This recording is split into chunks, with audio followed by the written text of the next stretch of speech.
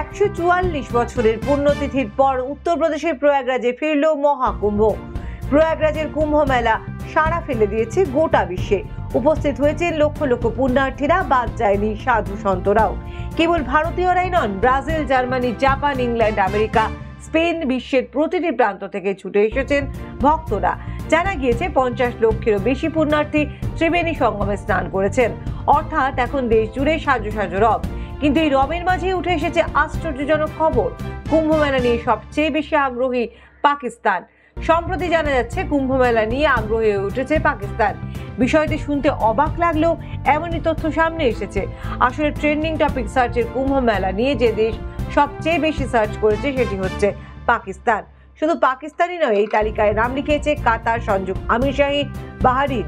এই trending topic search করেই দেশগুলি একেবারে তালিকার প্রথম দিকে রয়েছে। সূত্র মারফত আরো জানা যায়, ট্রেন্ডিং এই টপিক নিয়ে Nepal, Singapore, Canada, Ireland, Britain, Thailand ও মার্কিন নাগরিকরাও প্রচুর পরিমাণে সার্চ করেছেন। কুম্ভ মেলা নিয়ে গোটা বিশ্ববাসীর মনে আলাদাই আগ্রহ থাকে, কিন্তু বর্তমানে দেখা যাচ্ছে এই আগ্রহ যেন আরো কয়েক গুণ বৃদ্ধি পেয়েছে। অর্থাৎ বলাই যায় সারা পৃথিবীতেই বাড়ছে কুম্ভ মেলা নিয়ে আকর্ষণ। সেই সাথে জাতি, ধর্ম, বর্ণ নির্বিশেষে এই উৎসবকে আপন করে নিয়েছে সকলেই। জানা গিয়েছে প্রধানমন্ত্রী নরেন্দ্র মোদী এবং যোগী আদিত্যনাথের ডিজিটাল ভাবনা মেলাকে আরো সার্থক করে তুলেছে।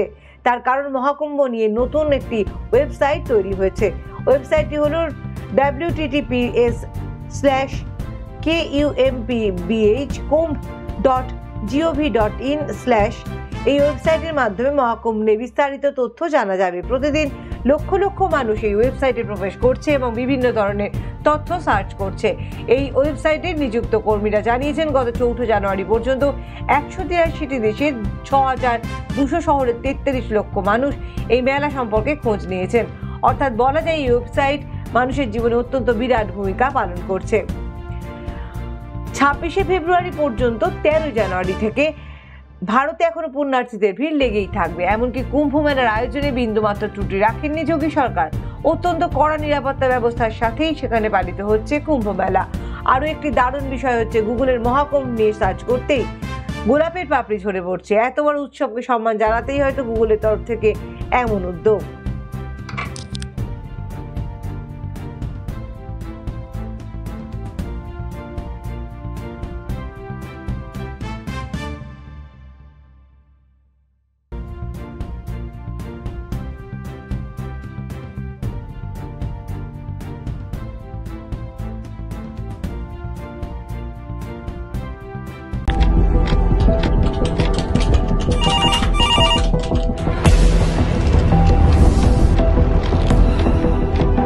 क्या? ठीक है, हम लोग अभी आ रहे हैं।